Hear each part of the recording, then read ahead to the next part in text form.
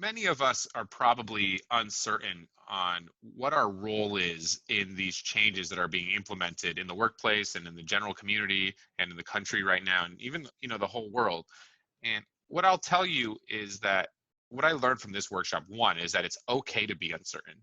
And being honest about your uncertainty and your insecurities will actually make you a more powerful leader when it comes to having the discussion on prejudice.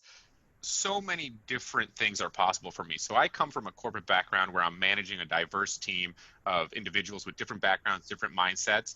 And the idea of coming from a place of commonality, as opposed to attacking our differences right off the bat, really put me in a position to have these conversations with people with different backgrounds, both people that I manage and people that manage me.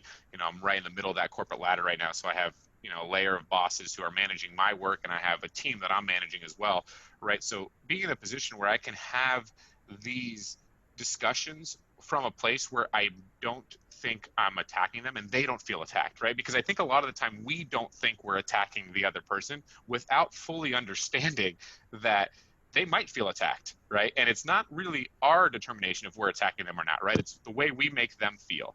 And this idea of coming from a place of commonality made me feel like it's possible to have these conversations in these challenging situations, even in the workplace, right? A lot of times we say these conversations aren't for the workplace, but these are exactly the conversations we need to be having in the workplace, right? So as opposed to avoiding them, it's really now on those managing people and the leaders in that corporate workplace to provide an opportunity for everyone to have these conversations and feel safe and not feel attacked. So I really feel like after this workshop, I now have the tools to allow me to do that in a really effective way.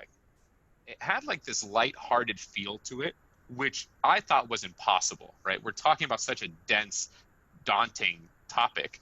And from the get-go, when you logged in, there was music playing, there was incredible energy, and there was positive interactions, positive support, and agreement that we were going to all respect each other. That was announced at the beginning of the Zoom call. And as these things kind of kept building on each other, you really felt, or at least I really felt like I wanted to be there. And it didn't feel like I was interacting on Zoom because of everyone's openness and how vulnerable everyone was being. And as we tackled difficult topics, people seemed to open up more and more. And it just felt human. The whole interaction felt human, and a unique understanding that we are all, again, we have these commonalities, right? And one of the things we have in common is we're human, and we want these real interactions. So this Zoom call was unique from the high energy to the music to the positivities to the interaction to the vulnerability. It really felt almost like we were sitting in the same room. If you're considering taking a workshop on prejudice and understanding prejudice and leading with prejudice, I got to tell you, make the time, especially for this one. I know that right now time is such a limited resource for us, and we have so many things we need to take care of, right? We're all trying to figure out how to traverse this space while managing our businesses, keeping our clients happy, making sure our family's okay.